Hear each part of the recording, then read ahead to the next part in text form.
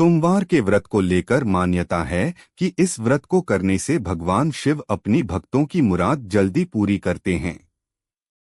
सोमवार का दिन भगवान शिव को समर्पित है, इसलिए इस दिन भगवान शिव की पूजा और व्रत करने का महत्व और ज्यादा बढ़ जाता है।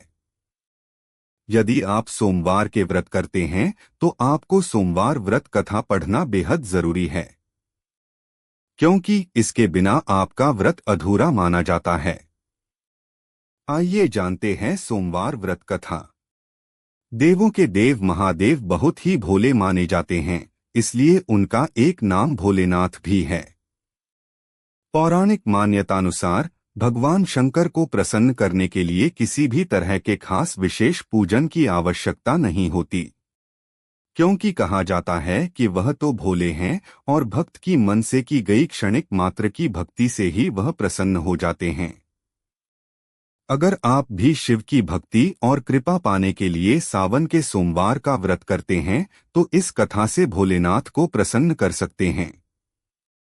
एक बार किसी एक नगर में एक साहूकार था। उसके घर में धन की कोई कमी नहीं थी, लेकिन कोई संतान न होने के कारण वह बहुत दुखी था। संतान प्राप्ति के लिए वह हर सोमवार को व्रत रखता था और पूरी श्रद्धा के साथ शिव मंदिर जाकर भगवान शिव और माता पार्वती की पूजा करता था। उसकी भक्ति देखकर एक दिन मां पार्वती प्रसन्न होकर भगवान शिव से साहूकार की मनोकामना पूर्ण करने का निवेदन किया। पार्वती जी के आग्रह पर भगवान शिव ने कहा कि हे पार्वती, इस संसार में हर प्राणी को उसके कर्मों का फल मिलता है और जिसके भाग्य में जो हो उसे भोगना ही पड़ता है। लेकिन पार्वती जी ने साहूकार की भक्ति देखकर उसकी मनोकामना पूर्ण करने की इच्छा व्यक्त की। माता पार्वती के आग्रह पर शिवजी ने साहूकार को पुत्र प्राप्ति का वरदान तो दिया, लेकिन माता पार्वती के आग्रह पर शिवजी ने साहूकार को पुत्र प्राप्ति का वरदान तो दिया, लेकिन उन्होंने बताया कि यह बालक 12 वर्ष तक ही जीवित रहेगा। माता पार्वती और भगवान शिव की बातचीत को साहूकार सुन रहा था, इसलिए उसे ना तो इस बात की खुशी थी और ना ही दुख। वह पहले की भांति शिवजी की पूजा करता रहा। कुछ समय के बाद साहूकार की पत्नी ने एक पुत्र को जन्म दिया। जब वह बालक 11 वर्ष का हुआ तो उसे पढ़ने के लिए काशी भेज दिया गया। साहूकार ने पुत्र के मामा को बुलाकर उसे बहुत सारा धन देते हुए कहा कि तुम इस बालक को काशी विद्या प्राप्ति के लिए ले जाओ।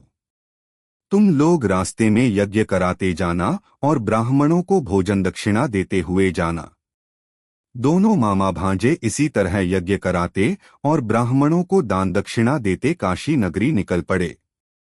इस दौरान रात में एक नगर पड़ा जहां नगर के राजा की कन्या का विवाह था, लेकिन जिस राजकुमार से उसका विवाह होने वाला था वह एक आंख से काना था। राजकुमार के पिता ने अपने पुत्र के काना होने की बात को छुपाने के लिए सोचा क्यों न उसने साहूकार के पुत्र को दूल्हा बनाकर राजकुमारी से विवाह करा दूं। विवाह के बाद इसको धन देकर विदा कर दूंगा और राजकुमारी को अपने नगर ले जाऊंगा। लड़के को दूल्हे के वस्त्र पहनाकर राजकुमारी से विवाह करा दिया गया। साहूकार का पुत्र ईमानदार था। उसे यह बात सही नहीं लगी, इसलिए उसने अवसर पाकर राजकुमारी के दुपट्टे पर लिखा कि तुम्हारा विवाह तो मेरे साथ हुआ है, लेकिन जिस राजकुमार के संग तुम्हें भेजा जाएगा वह एक आंख से काना है। मैं तो काशी पढ़ने जा रहा हूँ। जब राजकुमारी ने चुन्नी पर लिखी बातें पढ़ी तो उसने अपने माता पिता को यह बात बताई। राजा ने अपनी पुत्री को विदा नहीं किया, फिर बारात वापस चली। दूसरी ओर साहूकार का लड़का और उसका मामा काशी पहुंचे और वहां जाकर उन्होंने यज्ञ किया। जिस दिन लड़का 12 साल का हुआ उस दिन भी यज्ञ का आयोजन था। लड़के ने अपने मामा से कहा कि मेरी तबीयत कुछ ठीक नहीं है। मामा ने कहा कि तुम अंदर जाकर आराम कर लो। शिवजी के वरदानुसार कुछ ही देर में उस बालक के प्राण निकल गए। मृत भांजे को देख उसके मामा ने विलाप करना शुरू किया। संयोगवश उसी समय शिवजी और माता पार्वती उधर से जा रहे थे।